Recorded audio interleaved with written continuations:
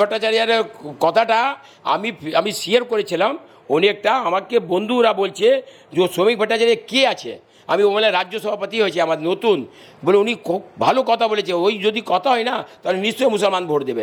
আর মুসলমান একটা জিনিস জানেন, মুসলমানদেরকে ভুল বোঝাবুঝি হচ্ছে, এই টিএমসি ভুল বোঝাবুঝি করছে, না হলে মুসলমান কেন শত্রু হবে বিজেপির?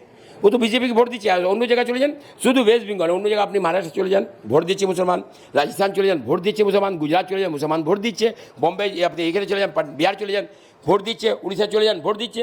কিন্তু ওয়েস্ট বেঙ্গলে একটা কী করছে এই চোর সরকার, কী করছে এরা একটা জিনিস জানে, যদি মোদিজি চলে আসে, মোদিজি পার্টি যদি এখানে বিজেপি ক্ষমতাতে আসে, তাহলে আমাদের তো এমনি থাকতে পারবো না, তাহলে আমরা দুর্নীতি করতে পারবো না, আমরা চুরি করতে পারবো না।